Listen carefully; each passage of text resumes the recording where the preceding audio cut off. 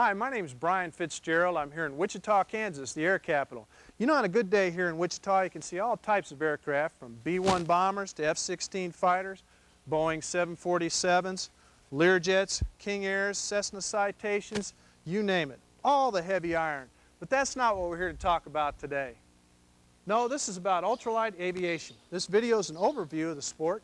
We're going to talk about a lot of different things, like safety, training, where to buy new and used airplanes, where to find ultralight parks, rules and regulations. We're also going to talk to a lot of pilots about their aircraft and what they like about it.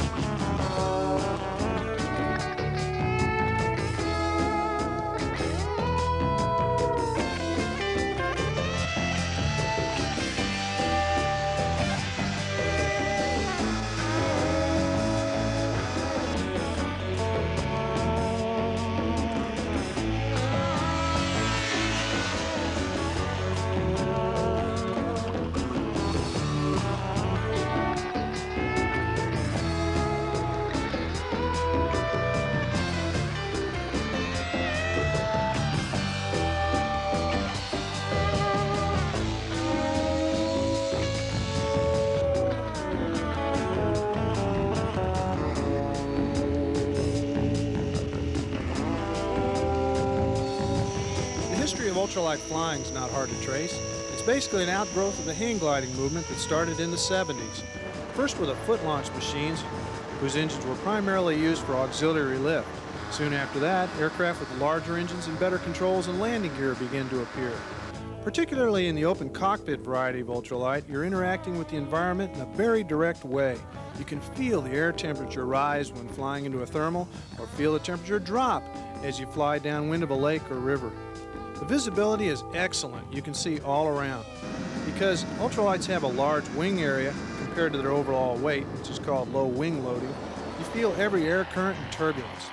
Now, to some people, even experienced pilots of bigger and heavier aircraft, this can be uncomfortable. Others fall in love with it immediately. It's just something you have to experience to understand. It's kind of like surfing in the air. Sometimes the air currents come in waves, similar to the feeling of sitting on the surface of the ocean. The difference is that we have 3 dimensions to move in, and the surfers only have 2.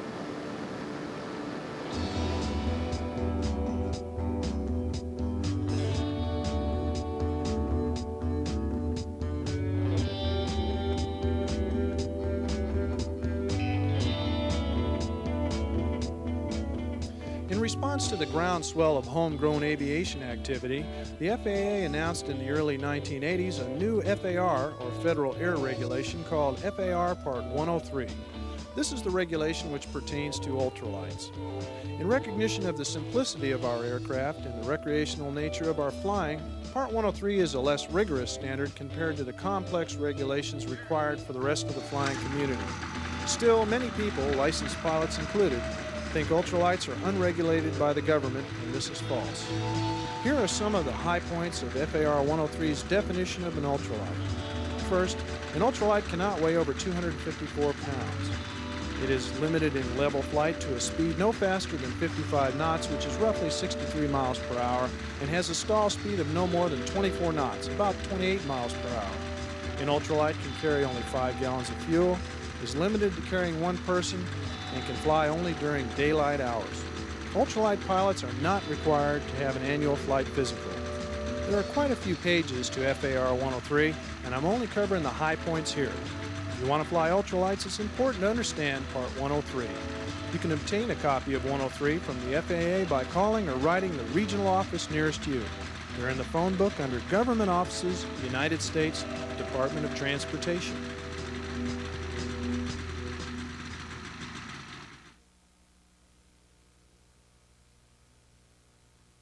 Usually you find ultralights around small airports and air parks like this one here. Now, you don't find them at the big airports because that's controlled airspace, and the rules don't allow us to fly in a controlled airspace without special permission. Another way to locate ultralight activity is to call the USUA or EAA club in your area, and I'll show you how to find them in a moment. The United States Ultralight Association, or USUA, publishes a monthly magazine called Ultralight Flying. It's an excellent source of information about all aspects of the sport. Every year, the April issue features a list of ultralight flight parks around the country.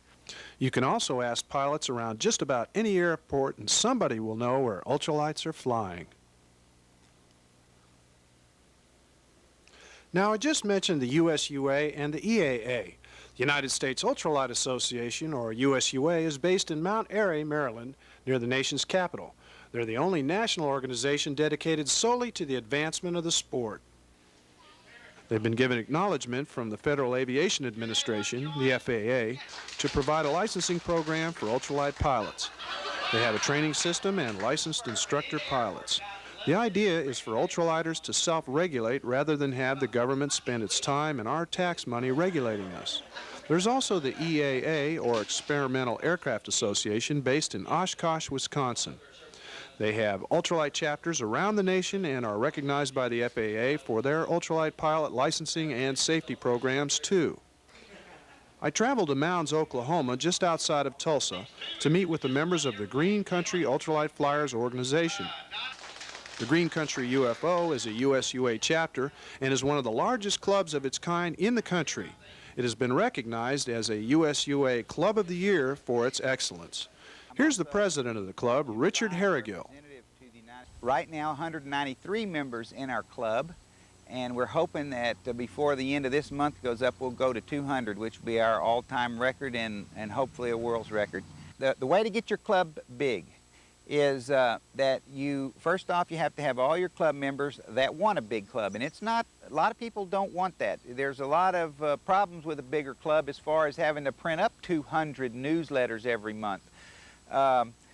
So you have to decide that's what you want. And if you do want that, then you need to get in touch with your radio stations, with the newspaper, with the television stations, and offer to have the TV camera people come out or write stories about your stuff and get on the radio and tell them the day that you're going to have the meeting. If it's a nice day and you get on the radio and say, hey, we're going to have a bunch of ultralights out there at the junction of such and such and such and such on the radio, if it's a nice day, there's going to be people tool on out there if for no other reason than to just see them. I got to thinking that if I'm going to represent the club, I need to go ahead and help people learn to fly and stuff. So I went ahead and got my pilot's license. And I fly an experimental aircraft now, and I'm not saying that all presidents need to fly experimentals, but it helps for the club to be able to take rides in airplanes and see what the feeling of it is. I've given hundreds and hundreds of people rides, and half of them have joined the club. And we don't condone flying with no instruction. So we'll send somebody to a USUA instructor to get a little time or something before they solo, or we'll fly them around in airplanes, and we also make them take either one of the courses that our club offers, or at least take the videos home that we have recorded these courses and look at them on their television in their own time.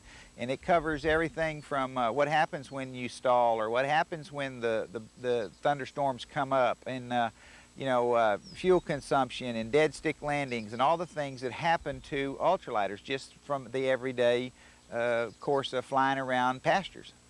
But giving people rides and letting them have a little taste of how fun it is to fly around over the fields and feel that wind in your face. It's not that heavy old feeling of big heavy aircraft. It's just it's back to the basics of flying, like the Wright brothers, like birds. It's just real fun.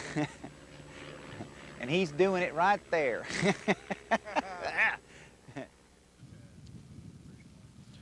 After you've taken a demo flight and presumably decided you want to start flying ultralights, you need to get some training. The FAA has made allowance for dual-seat training in ultralights under the direction of USUA or EAA instructors. If you contact them, either group will give you a list of instructors in your area. Although FAR 103 does not require any training or license for you to fly an ultralight, I think you'd be foolish to learn to fly on your own. Even if you have light plane experience or pilot certification, you should seek out a qualified ultralight instructor and get some dual seat time. After all, the top speed of an ultralight isn't too much faster than the stall speed of many light planes.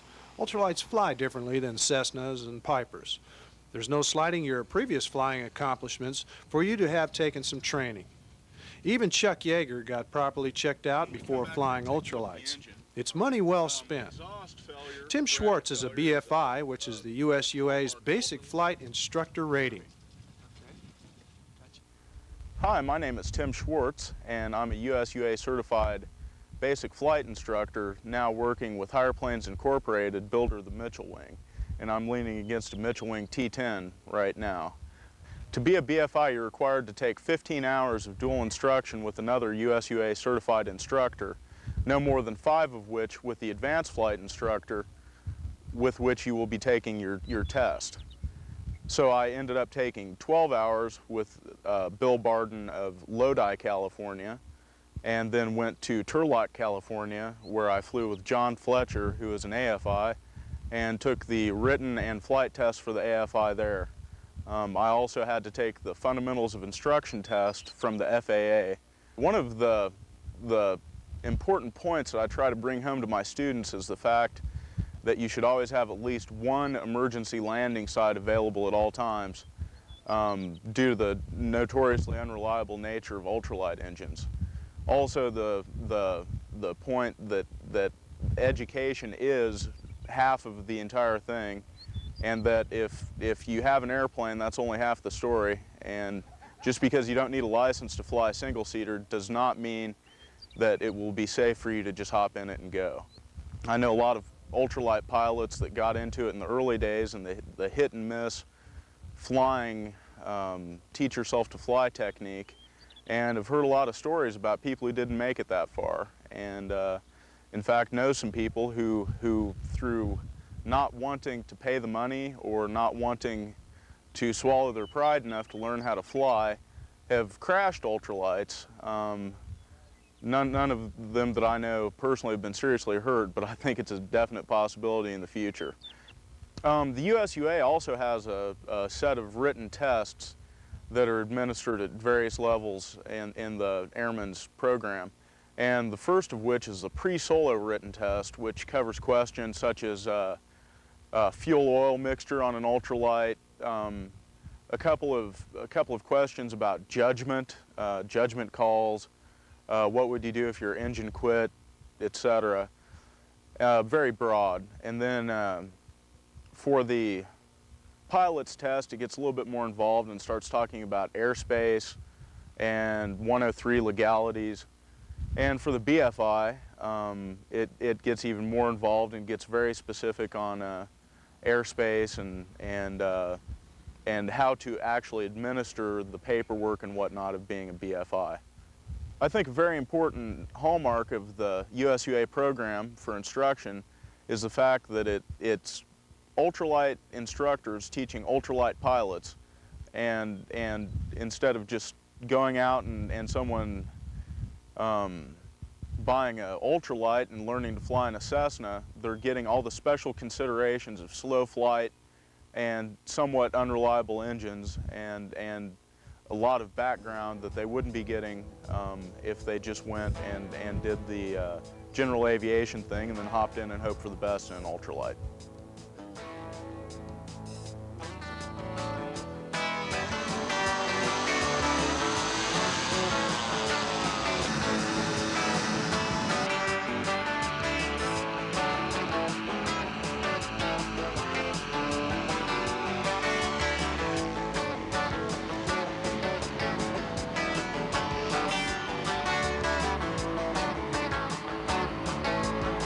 I like to think of ultralights like you would a touring motorcycle. When you catch some good air and your engine is running smooth and you're just gliding above some of the nicest scenery you've ever seen, warm air blowing over your body, just being there is special. It's also fun to catch thermals and climb like the Hawks do, taking advantage of that natural lift. Another fun thing to do is take cross countries. There's people who have crossed the continent in their ultralights, but you don't have to go that far to have fun. A good 40 or 50-mile trip's a great way to spend a day. You'll find there are plenty of destinations within that distance.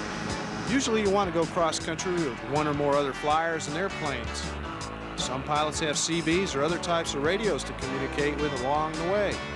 It's really neat to have a whole flock of planes with their brilliant colors dancing across the sky, heading to a mutual destination. Then when you land, everyone has a good time talking about the flight and the things you saw in the air and on the ground. Organized fly-ins are a lot of fun too. You can see different types of aircraft, talk to other flyers about their planes, and participate in various competitive activities like simulated bomb drops and precision landings. Fly-ins cover a lot of bases at one time. Mostly, though, just being airborne is its own best reward. There's nothing like it.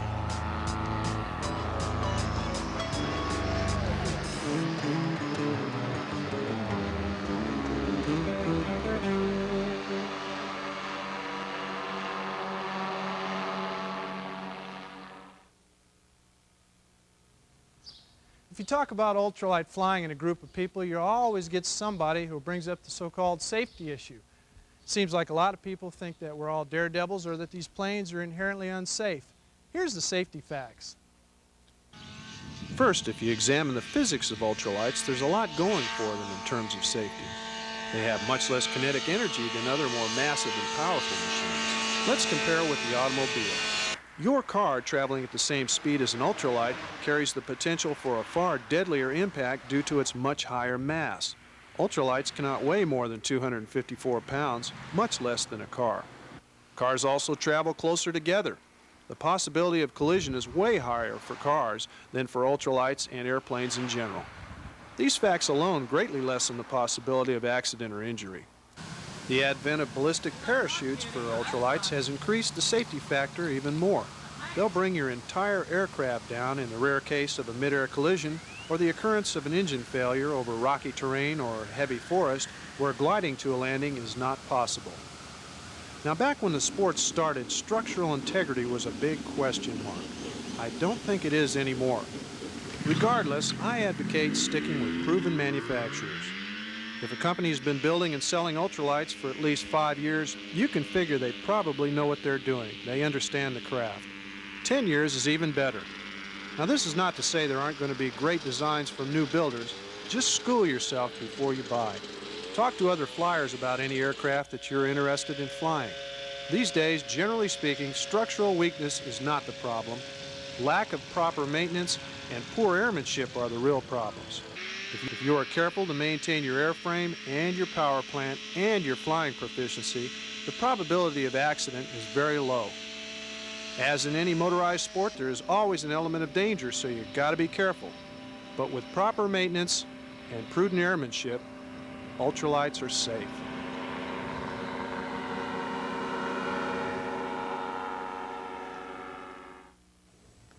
If you're in the market for a new ultralight, probably one of the best sources of general information on the subject is the January issue of USUA's Ultralight Flying magazine. Every January, the editors go through and do thumbnails on over 100 different aircraft available here in the United States and around the world. You'll find retail figures and performance figures. Also, you can look in US Aviator, Kit Planes magazine, and for used aircraft, occasionally they'll have ultralights in Trade-A-Plane magazine. Regardless whether you buy a new or used ultralight, I say, see them fly before you buy. The best way to do this is, once again, attend fly-ins. You get a good variety of aircraft and owners at a fly-in. You can get up close and check the design features and workmanship. You can talk to current and past owners of the type aircraft you're interested in buying.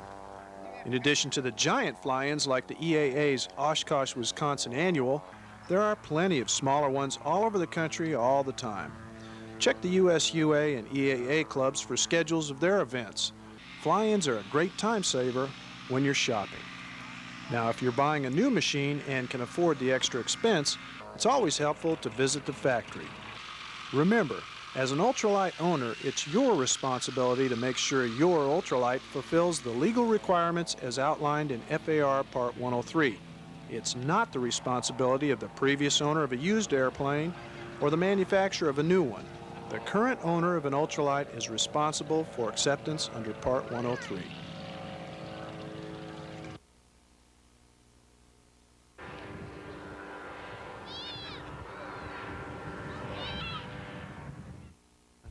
When it comes to ultralights, there's a wide variety of design. You've got biplanes, monoplanes, strut bracing, cable bracing, canard configurations, just to name a few.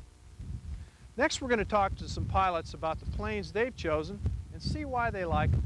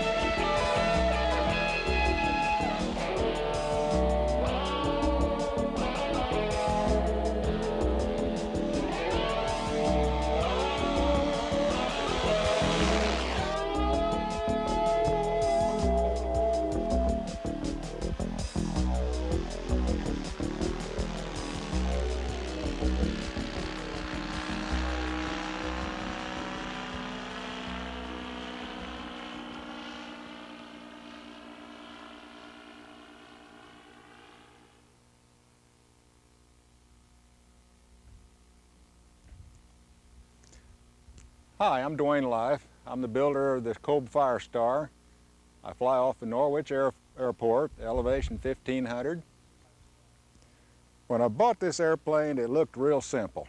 And I thought, boy, this is something we can put together in 200 or 300 hours, and that turned in to be a big joke. There's things on the Kolb, if you do it right, it takes quite a while to build it. Now, I hear they have been built in 300, 400 hours, but not me. I can't build one that quick. I'm slow and thorough. So like I said, I don't even have any idea how many hours we're talking about. I just, like I say, 14 months and that's it. And I'm retired, so we're talking working almost every day on it. So no, I don't really consider this a beginner's airplane. Now, it's an easy airplane to fly, but it's not all that easy to build. As far as repairs, I've only had one repair on this in 5.5 years, and I had to replace about 1.5 feet of the right aileron. And the reason that happened, I was working on the airplane and had my back to the field and didn't realize there was an anvil head standing out there behind me, and as it came in, I turned around just in time to see all the dirt and everything rolling towards me. Opened up the hangar door, and the airplane was blown up against the side of the hangar, smashed an aileron. I was lucky I didn't lose the airplane and everything. So as far as repairs, that's the only repair I've had in 5.5 years, and that was real easy to do. As far as factory support, I didn't really have to call the factory all that much, and when I called them, I felt like they followed through real well. But since I've built airplanes in the past, it didn't really create any problems for me as far as having to make a lot of calls to the factory. But I'll say this, when you called, I always got answers. The Kolb is a good crosswind airplane. The ailerons are effective, the rudder's effective, you can make 90-degree crosswinds. I've done it up 20 mile an hour easy. Although I don't like to fly 20 mile an hour crosswinds, it can be done. The airplane's real good at it. You can get in and out of short strips. I have a friend of mine that has a 600-foot model airplane strip out behind his house, and I operate out of that quite often.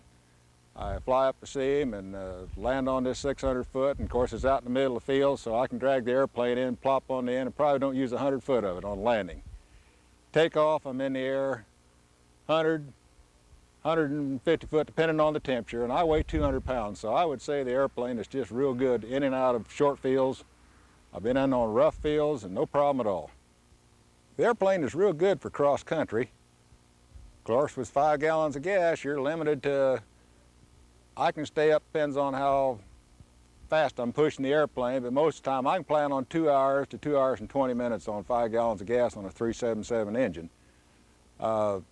Most of the time, in that length of time, I've been caught in headwinds and used it all up and didn't go 40 miles, and I've had a good day and going 90 miles on it. So it depends on the winds. You got a headwind or tailwind or what, but as far as the weather and cross country, if you have gas stops, it's no problem at all. And most of us have different buddies around here within a range of 5 gallons of gas, so we can just keep crow hopping across the country we want to. It's a real comfortable airplane to fly cross country.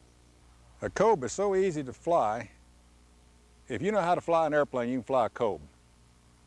Now, like any of them, don't just go jump in and say, I'm going to go fly if you don't know anything about flying. But if you can pilot an airplane, you can pilot a Kobe. On my first flight on this, on the taxi test, I took it out in the evening. I was going to taxi it. I wasn't planning on flying at all. I slowly started feeding the power into it. And I looked down and I was 3 foot in the air. I was flying. Now, that was my taxi test, so I said, there's no point in taxiing this thing. Go ahead and fly it, and that's what I did. Now, there's one thing to look out for on a Kobe. When you feed the throttle in wide open, quick, you better have the stick all the way back or it'll go over on its nose. That's the only difference. Where on most tail draggers, you come up, go forward on the stick, get the tail up, Kobe's just in reverse. With the pusher and the engine up above, it will shove it over on the nose, but this happens about once and you catch on real quick. It is really an easy aircraft to fly in a stall. If you go just exactly what Homer tells you in the book, to make it easy to begin with, you can throttle back to 4,500 RPM and just start slowly coming back on the stick. You'll hear a change in the propeller back there because the angle's changed. It'll let you know. It'll start making a funny sound. There's really no buffeting of the wings or anything. But when you get down about, of course, it's going to depend on your weight. But you get down, say, 27, 28 mile an hour, all of a sudden the airplane will just pitch forward. It's not violent. Just release the pressure on the stick, it'll come right out. One other thing I'd like to bring out, I've done dead stick landings in this airplane, just shut the engine off. Like I say, I can do this out here. This is wide open field with 3/4 mile runway, so it was easy to practice. So if you got a place you can do this, it's a good idea to do it. Now there's one thing to look out for. I've done this several times and no problem, and all of a sudden one night when I did this, the airplane suddenly didn't feel right. And I don't know how to describe it except it just felt like I was sitting in a bowl of Jell-O. It was just uncontrollable, and then it'd smooth out and it'd start in again. And I thought, well, what is wrong? And I'm looking around, I don't see anything, and it'd do this and come out, and I don't know why. I thought, well, let's try for a restart. All I did, I reached up here and grabbed the starter, and I started to change the position of the prop. When I changed the position of the prop, the airplane smoothed out. So, you can see back here, you get it in the right position, and I'll be honest, when this happened to me, I had that wide wavy yellow streak running up my back, and I can't tell you what position it was in. I just slowly started changing, and you can see what happens, and I think it was probably horizontal. But as the air goes over the wing, hits the prop, then it'll start tumbling, and it's going to blank out the control surface on the tail, so you have no control. So you see, as you change this position, then it's going to smooth out over the control surface back there on the tail again. So just remember that. If you get in trouble, just reach up there and take that starter and just slowly start pulling. That should save you. One thing I think should be covered on the Kobe, this airplane can be folded up by one person, not over 15 minutes. You're fast, you can do it quicker. The tail will fold up, the wings will pivot around and fold up against the tail. You can put this airplane in a 6 by 6 foot square, 22 foot long, and that's giving clearance all the way around. Summing up the Kobe, I don't see how anybody can go wrong on one. It all goes back to what you want for an airplane.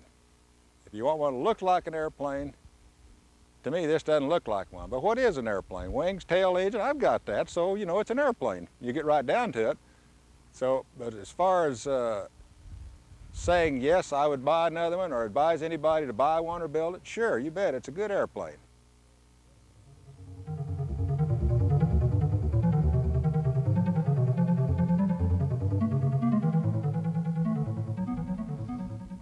My name's Kenny Undercuffler, and I've been flying about 4 years, and this is a Quicksilver Sport model.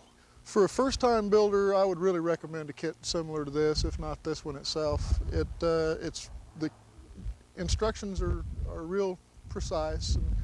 And, there was very few mistakes in the instructions, and any mistakes there were fairly easy to figure out. They've got a good support staff at the factory.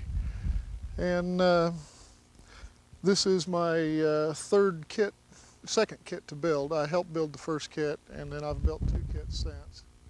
And they get easier as you go. I like this model over some of the other aircraft. The older style aircraft don't have ailerons, and this does have ailerons. You can see the ailerons going up and down here. And that gives you a real good crosswind capability. If you have a crosswind of about 15 miles an hour straight across the runway, you can still land the same direction as the runway and keep complete control over the airplane. And some of the older aircraft, you have to land directly into the wind.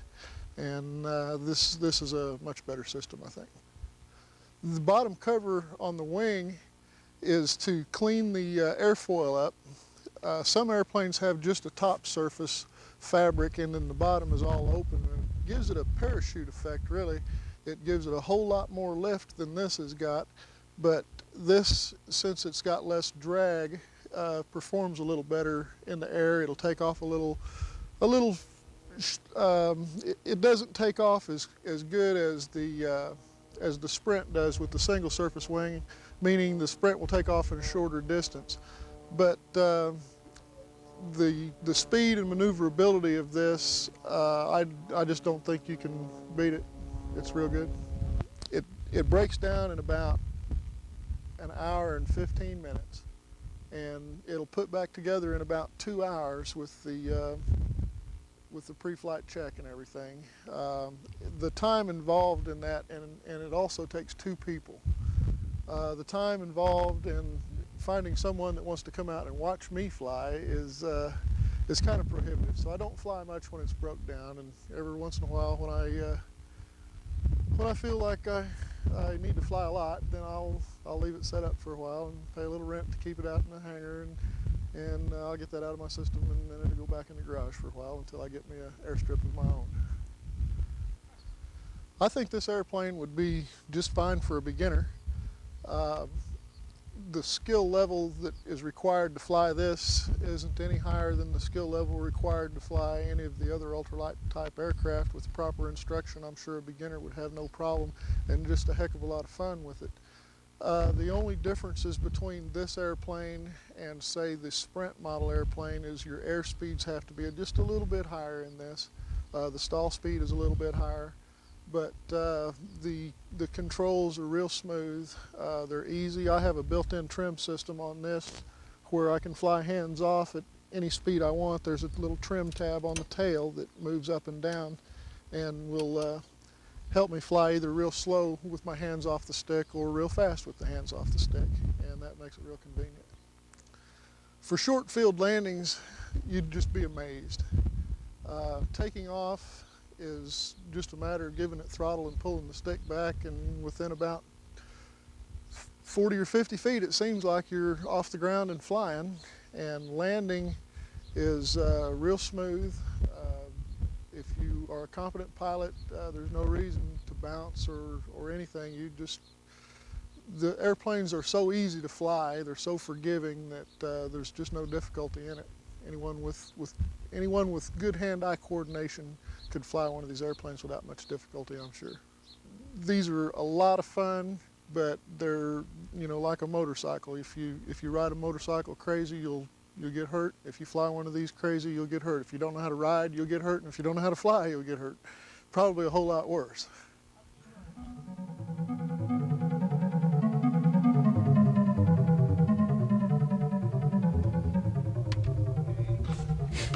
Hi, I'm Mike Huddleston, Wichita, Kansas. This is a Sky Pup. It was designed by Steve Wood when he was an engineer at Cessna in Wichita. It's primarily made of blue dowel foam with wood cap strips. The D section is covered with plywood, and the rest of the fuselage and the wings is covered with a polyester cloth. I chose this particular aircraft to build, but mainly because of expense. By the time I had it finished with my original engine and instruments and everything, I had about $2,200 invested in the plane. Since I completed it, I have changed engines. I've gone to a twin-cylinder Kawasaki rather than a single-cylinder Cuyuna engine on it because of reliability. A little more horsepower, which will give me the ability to get in and out of shorter fields a lot easier.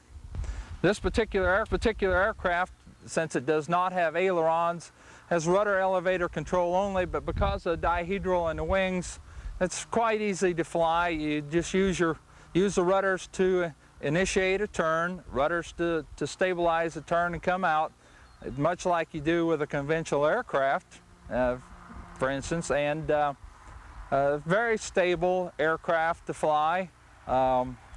If you have experience flying a tail dragger, you have no problems flying this particular plane. In my case, I had not flown in 11 years, and it just took a matter of probably 2 hours of taxi testing before I felt comfortable enough to be able to do full takeoffs and landings with it. One of the disadvantages to it is, since it does not have ailerons, you cannot do side slips on landing, and it has a tendency to weather vane into the wind. So on landing, you have to keep it pointed into the wind until just before touchdown, and then use your rudder to try to get the plane parallel to the runway so that you are making contact with the ground, rolling parallel to the runway itself. Because of the weight limit on this particular aircraft, it's a 400 gross weight, and I am running a bigger engine than originally was called for in the plans. I am using a 7-quart fuel tank, which will run me about 54 minutes, and that gives me a range of about 40 to 42 miles before I'd be totally out of fuel, depending on how much headwind. If that would be in a zero wind condition. This plane will cruise at about 40 to 45 miles per hour, and landing speed in a wind of about 6 or 7 miles an hour is somewhere around 24 to 25 miles per hour. I would consider it a fairly easy plane to build, especially if an individual had some model airplane building experience, because it went together a lot like a model airplane. Otherwise, if you've had no experience working with wood or foam, it's quite easy to pick it up. The advantage to the foam is that it's very inexpensive material. If you ruin a part, you could throw it away and go buy another sheet of foam very easily, and it doesn't cost you that much money. In fact, the aircraft itself, the airframe itself was about $960 to build the entire airframe. Then the rest of the expense was in the engine, the reduction unit, the props, and the instrumentation that you put in. This particular aircraft does have a wood axle to it, so you'd have to be very careful that you did not do extremely hard landings, because you could break the landing gear and end up costing you a propeller at the same time. But otherwise, the takeoff roll is about 200 yards or 100 yards, somewhere around there, about 300 to 600 feet. A landing roll, because of the glide ratio, has a 12-to-1 glide ratio. It makes it very difficult to get in on a short field if you happen to have obstacles like power lines or trees at the end of the runway. It has a tendency to want to float quite a distance, and then once you're on the ground, it rolls quite easily. That's why I ended up putting go-kart brakes, hand brakes on, so that I could get into shorter fields without running out of runway with it. Also, the hand brakes on it makes it quite easy to taxi, and especially in a wind, because you can use a brake to help make turns, and you're not fighting the weather vaning that you get in a wind condition. The Sky Pup, what I liked about it was the fact that you were enclosed. Tractor configuration has the engine in front, does help block some of the wind resistance that you get.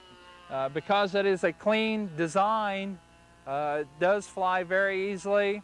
The reduced drag, it does have a nice glide ratio to it, and overall handling characteristics is quite easy to handle and quite easy to fly. And I would recommend it to anybody who would like to get in to ultralight flying at a minimum expense.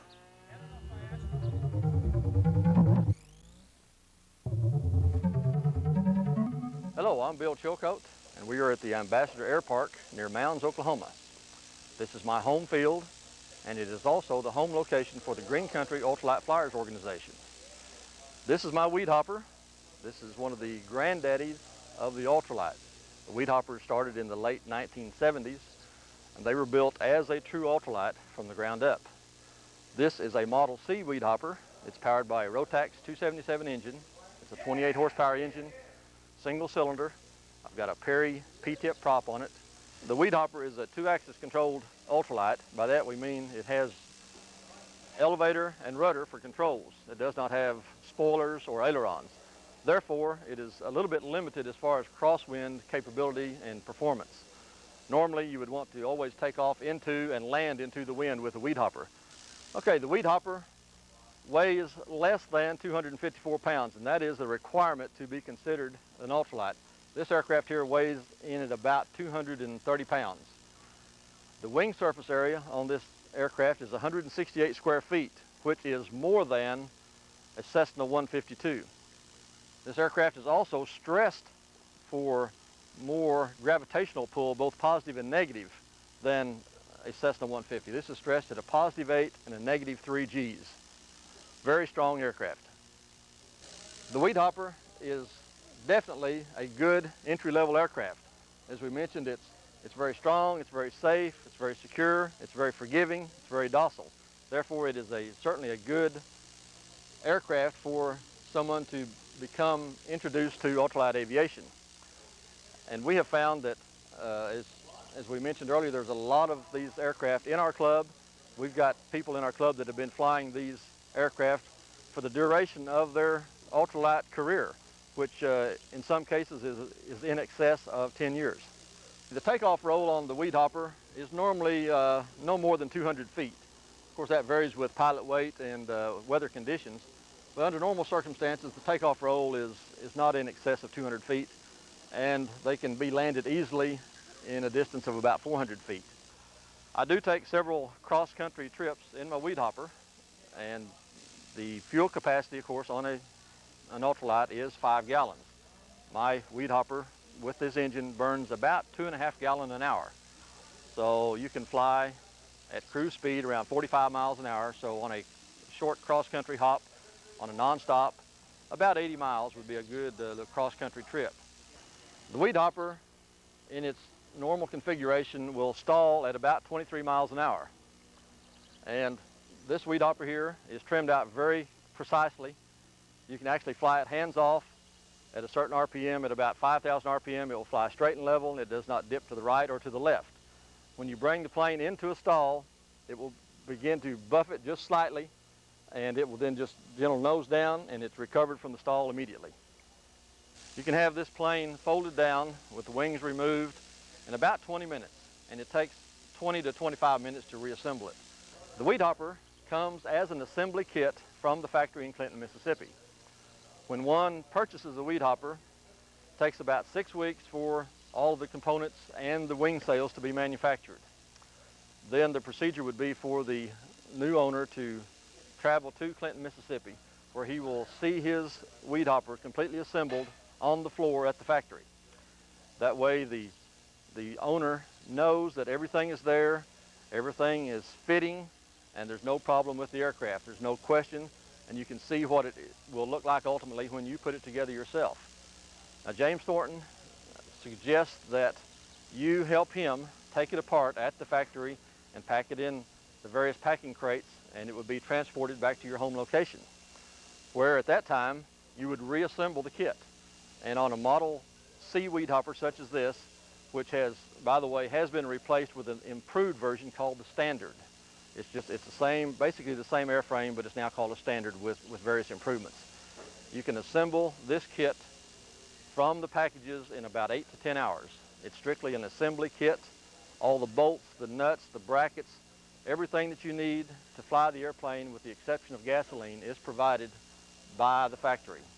I normally don't attempt to fly the weed hopper in winds greater than 10 miles an hour. It will certainly handle those conditions, but it's just not fun to be up there and be bounced around and sloshed around. I fly ultralight strictly for fun, and if the weather conditions are not right, there will always be a better day. There are three things that are of no use at all to any pilot. That's the air above you, the runway behind you, and the gasoline back at the hangar.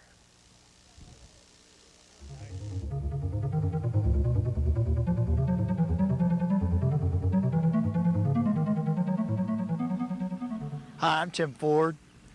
This is my Territorn TA. I've had it for about a year and 4 months. Logged about 26 hours on it. She's my baby.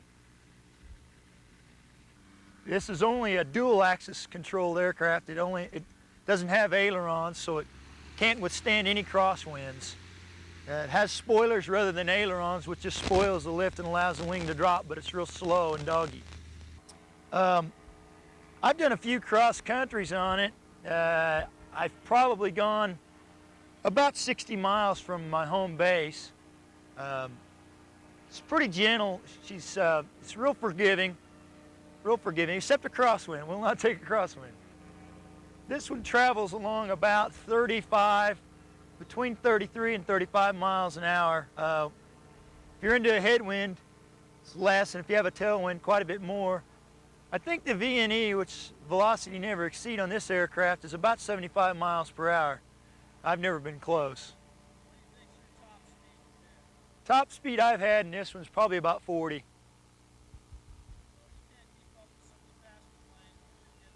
Some of the guys get around me quite a bit quicker. This one's a lot slower, but I wind up there. Parts are pretty readily available because of the engine is Rotax, which is a pretty popular engine, and as far as anything structural, you could get about anything from Quicksilver or any of the other people that have it. Unfortunately, Territorn is out of business or changed to Thunderbird and no longer markets this particular aircraft, but there are parts that are still available for it. It's a good aircraft to get into. Financially, it's on the lower scale. I recommend that you get a few hours of instruction. I soloed in about 3.6. However, I'm also flying a Cessna 150. So, in a price range, if you're wanting to get into ultralights and you don't have a whole lot of money to spend, as much as some of them get into $7,000 and $8,000, this one's substantially lower than that, and they'll do the same thing. And trust me, you'll have just as much fun as the big boys.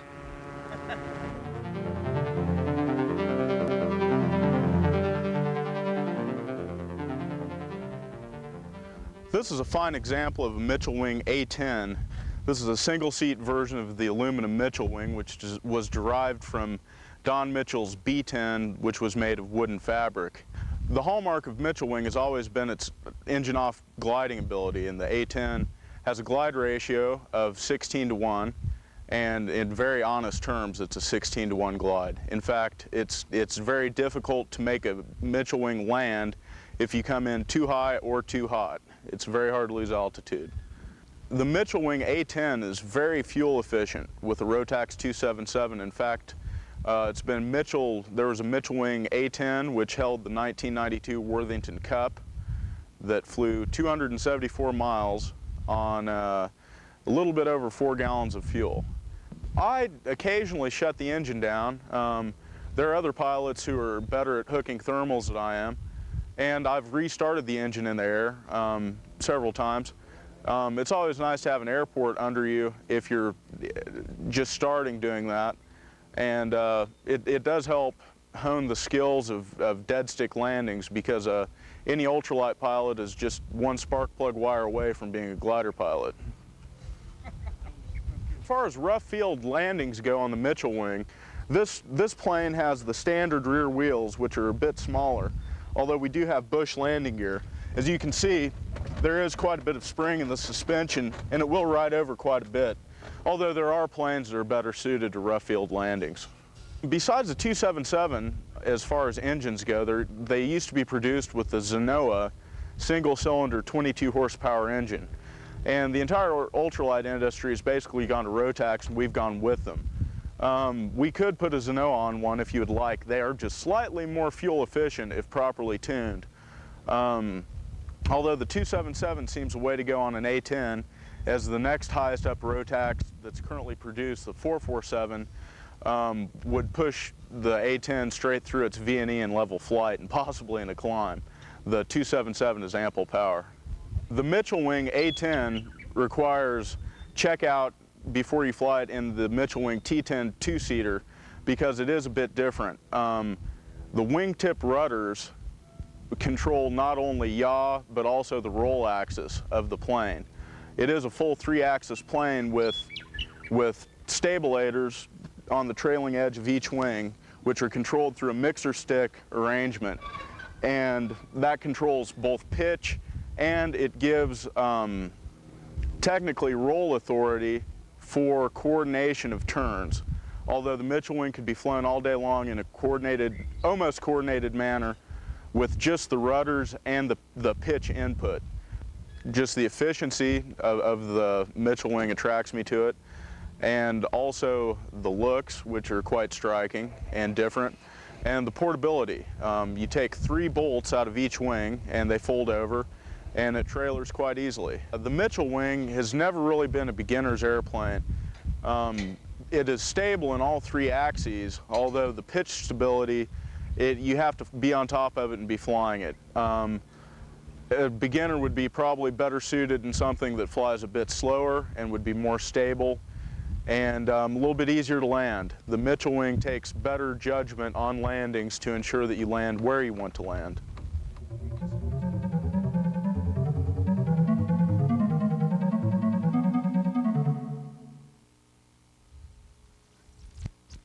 Hi, I'm Ken Price. I'm with the UFO Green Country's Flyers Organization.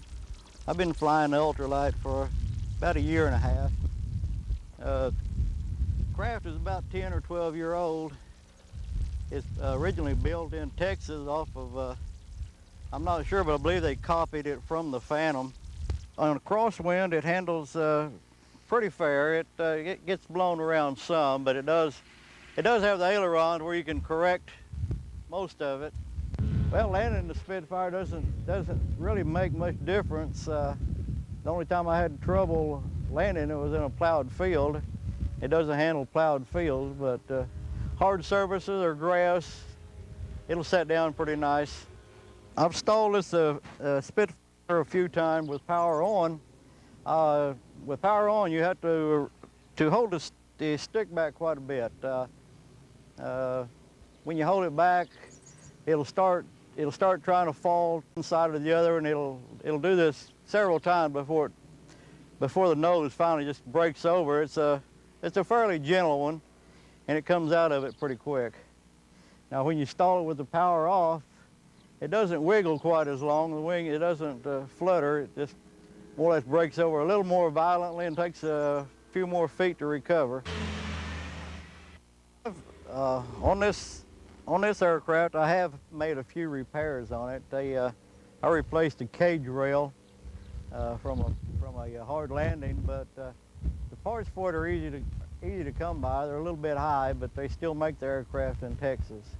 On taking this apart and trailering it, I've really never timed it. It's not a big job. You just have to take 6 or 8 bolts out of the wings and the wing braces and load it up. I would figure you could probably take it apart and put it on a trailer in 45 minutes to an hour. Why I got interested in ultralights is I've always been interested in aircraft, and my income is a little bit on the low side, so I can afford this type of aircraft. On this type of flying, it's more, I enjoy it more than riding in a Cessna. I've rode in a Cessna a few times, but it seemed like they've always been a little bit spooky, and to me, I always think about if you have to put one down. But anyway, climbing up in those, seems like you're always flying so high you really can't look the countryside over. And in an ultralight, you can get up 400 or 500 feet and feel pretty confident and still have a pretty nice view of the land, and you can come into small areas if you need to. On the takeoff and roll, they advertise it shorter than what it takes me, but I've never really measured it, but I would assume that it would be 250 to 300 foot rollout. I can get it up quicker, but usually I'll wait and try to get my airspeed up before I try to lift off. I'm not an expert on these type of aircraft, but I would recommend it. It's a nice aircraft. It's good. You can fly it in quite a bit of wind. I've had it up in like 20, 25 mile an hour winds. On a lot of your aircraft, or especially the weed hoppers and some of your B-1RDs, they have what they call dihedral. It's the wing actually turns up, and that's what more or less keeps the plane balanced. On these, the wind can't get under the wing quite as much with it being parallel with the ground. And it's got the struts in it, which it's a little easier to tear down, and it doesn't require quite as high a hanger to go underneath as some of your models with the king post and the wires on them.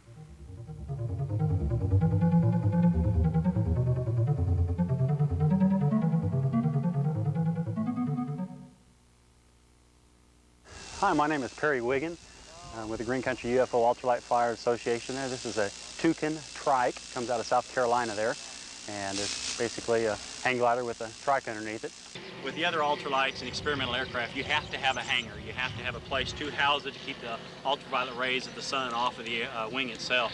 This unit right here, I can, just a while ago I went home and I had it put together and ready to fly in less than 25 minutes, all by myself. I don't have to have a hangar. The wing just goes on top of my van in transit, or the trike collapses down and goes in the back of my van there, and that's how I hangar it or keep it in my garage or whatever. As far as takeoff distance, things like that, I've been as low as 50 feet and as much as 300 feet. I have a 700-foot runway at my house 10 miles east of here, and it's I use half of it either way I go. Your trike is basically a hang glider. You've got the characteristics of you're flying a wing instead of a stick or a yoke in front of an aircraft. It has, even though it has all 3 basic functions, your rudder, ailerons, and elevator. You just get all those with the performance of the engine, plus the wing and how you maneuver the wing to get your left and right. You like people to have basic aviational skills. In any ultralight aircraft you're going to, in experimental or ultralight, you want them to have basic aviation. The only drawback to that, I can actually train a person that has no skills at all in aviation quicker on this particular design than I can a pilot that has, say 1,000 hours of stick. Because the purpose in that is you're flying a wing. When you're in this thing, everything is backwards to a normal pilot, to a first-time flyer. I can have anybody flying the thing within, complete hands-off for them flying it within an hour. They're real big in England over there. American, they're slowly catching on. We've got about 6 or 7 companies here in the United States that are manufacturing some form of ultralight trike. And out of all the aircraft that I own and fly, I fly probably this one 3 times more than I do a regular aircraft, because this is just so much more fun to fly. As an owner and a flyer of it, you cannot ask for a better and funner flying aircraft. Nice. Cut!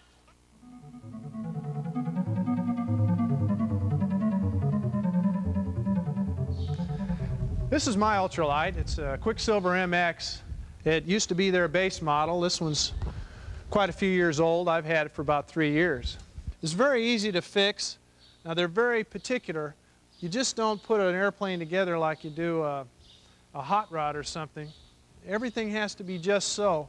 The slightest deviation from the plan that it's supposed to be, that you're supposed to be following, can cause the plane to fly wildly different than you're expecting. So you got to stay right with the book. And I advise anybody to buy, especially if they have a used plane, you should call the factory and get the book on your particular airplane, and they'll send it to you. And it gives you a lot of insight on what you should be doing, measurements and things that you can take to make sure that everything's in trim. Now, one good thing about the MX is that it has a real good short field takeoff and landing capability. Good climb rate. Doesn't have much of a high-end speed, but it's got good climb rate. If I have any kind of a headwind at all, I can be in the air sometimes in 50, 60 feet easy and land somewhere in that area too. On the downside, an MX doesn't have ailerons. This makes it a real fair weather machine. Without ailerons, you can't land and take off in a crosswind. You have to land and take off directly into the wind all the time. Quicksilver is a good plane for beginners. It's very docile. Its stalls are pretty slow, right around 15, 17 miles an hour. The farthest I've gone on cross country is generally about 60 miles out, 60 miles back. That makes for a nice day trip.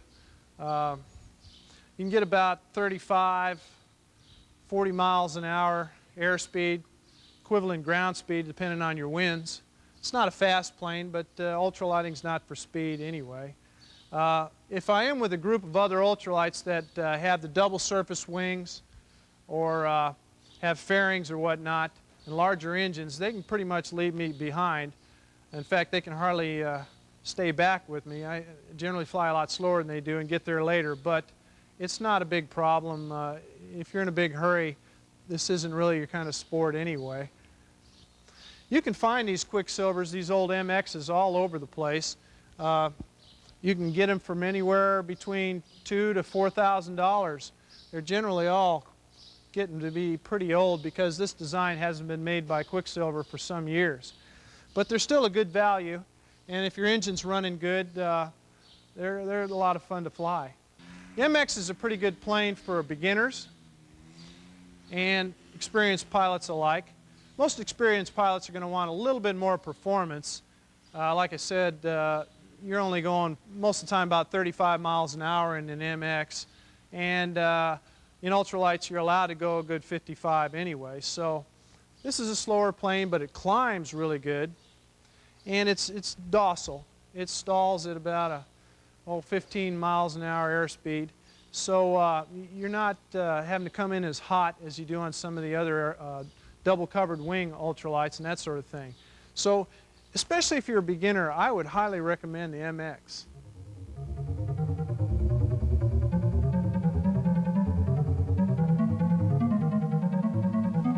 Hi, my name's Ken Patterson. I've been a private pilot since 1969. I got my license when I was a senior in high school, and I've been flying since, which is about 24 years.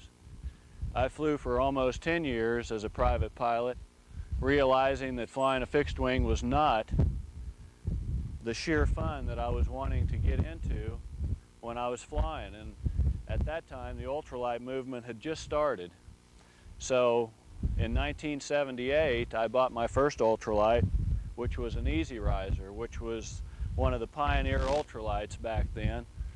And I flew it for several years, realizing that ultralight flying was exactly what I'd been looking for all my life. The sheer enjoyment of flying low and slow is what makes ultralight flying so exciting. I fly this ultralight in winds of 20 mile an hour or less, and I can taxi it crosswind in 20 mile an hour winds too. Anything greater than that, you have to be very careful because the wind will have a tendency to get up under the wing and tip it up on the other wing. And therefore, you know, you have to be careful on the winds. But I think an ultralight in 20-mile-an-hour winds is pretty good. I put this kit put it together in a garage, a 2-car garage. It comes in 4 boxes, and a 2-car garage is just big enough to put the wings together on this kit. So it took me about 2 weeks to build this kit. That's probably averaging 6 hours a day, 7 days a week. It's extremely easy to build. You don't have to bend any tubes, you don't have to drill any holes. All the fabric is pre-sewn, so it's just really more of a snap-together type kit. It's probably on the market one of the easiest kits there is to build and the shortest time to build it. So for a beginner, if they're interested in something simple and easy to build, a Quicksilver is probably about going to be the easiest one you'll find. There were 2 options that I purchased for this ultralight that did not come with the kit. The first option was a steerable nose gear. These ultralights are really a lot more easier to taxi on the ground when you have a steerable nose gear. It allows you to make your turns and do things that you normally just can't do when you don't have this option. You usually have to pick the nose up and pivot it around with your feet, but with the steerable nose gear you have the option to turn and do whatever you want as a typical airplane. So this is an important option that I really recommend for any ultralight. My second option that I purchased on this kit was hydraulic brakes.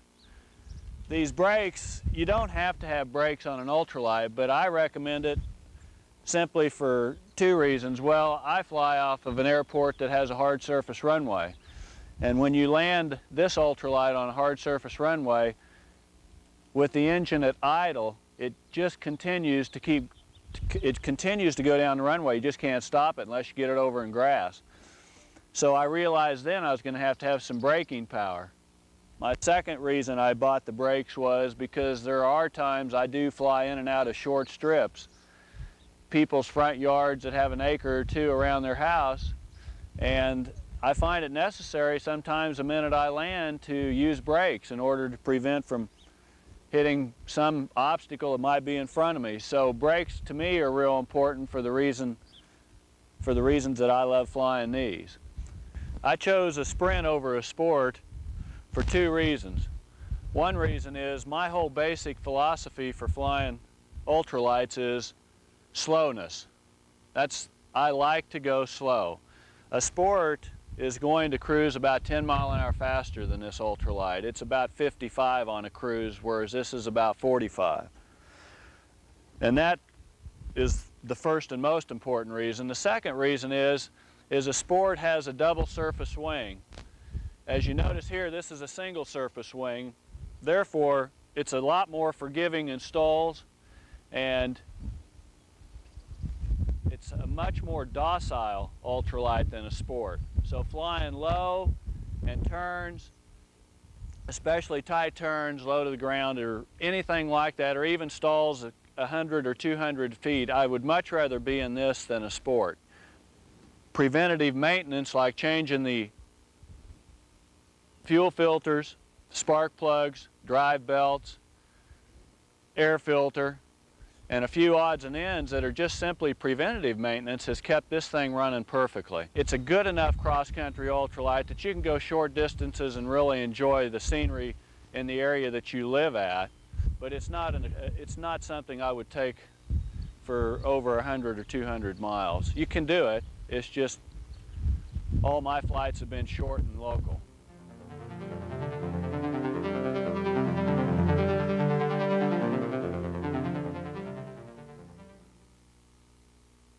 Hello, my name is Larry. I just got back from a small club meeting, fly in about 8 miles west of here. I fly a Sorel Hyperlight. But today the wind's blowing. Right now I would guess about 20 miles an hour directly across the runway, and I just landed here about 10 minutes ago.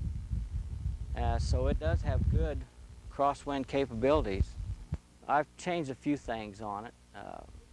I put a different engine on it. This one's has a little less time, and it's a gear drive versus the one that was on it's a belt drive. And I think the gear drive performs a little better, and it's a little more dependable. This is an Ultra prop that I had to put on when I changed to a gear drive because the gear drive turns opposite of a belt drive. So when I changed engines, I had to change props. What was on it before was a two-bladed wood prop, and it performed well. But since this one turns the opposite direction, I decided to go with a three-bladed prop because of the less vibration. And this is a true ultralight. It meets all the Part 103 FAA regulations. It's 254 pounds or less, carries 5 gallons of fuel, and it doesn't go over 65 miles an hour. But it cruises along just real nice at 50 miles an hour, and it can climb about 600 feet per minute. Has about a 200-mile range, give or take a little bit because of the wind and so forth and where you're going, and how much you're running your throttle up and so forth. The more touch and goes you make, the more fuel you use up. I have put a kit in it I got from an ultralight dealer in Alaska, Anchorage, Alaska, that allows me to change my mixture in flight, and I can keep the temperatures in the range that the engine is most comfortable with running at and safer to run at by using that. It's worked really well for me. I have no problems with that. From winter time to summertime, the temperatures change so radical around here that a lot of guys got to change their main jet or something, and I've got a size in there, and I don't have to worry about that anymore. I can just change the temperature at will while I'm flying. This little airplane does take some experience. It's a tail dragger, and therefore it's much harder to handle on the ground. Once it's flying in the air, it flies just like any other airplane. I used to have an MX Quicksilver, which it's a good basic airplane to start with, and it's a lot of fun to fly. In fact, there's many times I thought, wish I still had one. But this one here is the ultimate, as far as I'm concerned, is in ultralights. Although it does take some time taxiing back and forth to get used to the tail dragger and learning how to handle that. Because at higher speeds, it will ground loop on you pretty quick if you're not on top of it. Well, you can get it out and fly it on days when a lot of people, wouldn't be flying.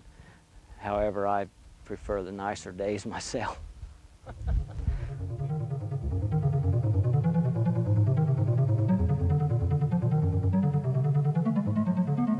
There's still a lot of these old Cessnas and Pipers and whatnot available for roughly the price of what you could pay for certain new ultralights.